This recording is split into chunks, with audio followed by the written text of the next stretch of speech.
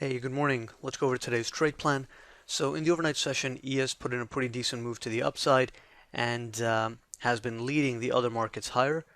Looking at Nasdaq and TF, they haven't really quite participated in the upside move to the extent that we've seen in the S&Ps. So ES is on the smaller time frames a bit stronger than the other markets. Heading into the open, we're going to be using the 63.75 to 65.75 as the micro bull bear zone to help us establish our short-term directional bias. If the market starts holding above 63.75 to 65.75, then that would be a signal that buyers are gaining control, and it would bring in the zones at 70 to 72 and even the upper resistance zones at 76.75 to 78.75 and 83 to 86 into play. On the other hand, if we continue to hold below 63.75 to 65.75, then it would be a signal that the market's not quite as strong. And given that Nasdaq and TF haven't really broken out of their recent range to the extent that the S&P did, we could just continue balancing, and it would bring the lower support zones into play. So 57 quarter marks the overnight breakout area, and 53 quarter to 55 quarters pre-market support. That's an area that can get responsive buyers on first test, but just keep in mind that as the market's testing pre-market support, unless we're seeing a lot of broad market strength and the other markets are still holding up well, it would only make sense to go long there if the target is micro bull bear zone or even higher. So if it's shaping up to be a failed breakout attempt and we start getting some decent downside momentum, then the pre-market support areas are probably going to be areas that need to be skipped as far as the long side goes. So, today the short-term directional bias is neutral, and anytime the bias is neutral, you have to be a little bit more cautious on trades, really in both directions, because the market can simply balance within a range, and a single zone doesn't have to hold. We can actually go through them and balance in a slightly wider range. So heading into the open, the pre-market support areas, they can attract buyers, but it'll really depend on how the environment is shaping up in real time, whether there is still sufficient broad market strength that we can get back above the micro bull bear and retest the overnight high at 70.72.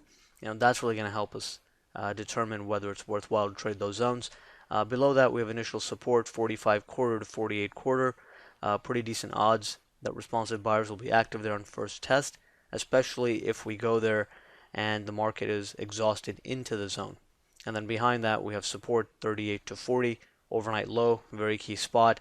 A failure below that zone means that anyone who bought in the overnight session can get liquidated, and that would bring the 29.5 to 31.5, 25.75, 26.75, and even the 21.75, 23 quarter zones into play.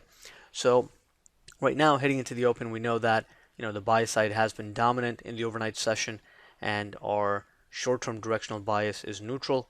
We have to be a little bit cautious on taking trades in both directions because holding above pre-market support and eventually resolving the micro bull bear could still bring those upper resistance areas into play. And right now the market is a bit choppy and kind of consolidating up here. So in order to go higher, in order to hold the micro bull bear and go higher, we are going to have to see some decent upside momentum. So off the open, if we're not getting a lot of upside momentum, then it's going to be risky to engage on the long side. But if we are getting decent broad market strength, the other markets are breaking out and catching up, and we start seeing some good sustained upside momentum, then, like I said, we can go and tag those upper areas of resistance. With the first one being 70.72, but beyond that, we have a gap 75 quarter, 76.75, 78.75, and finally 83 to 86 would be the final objective on the upside.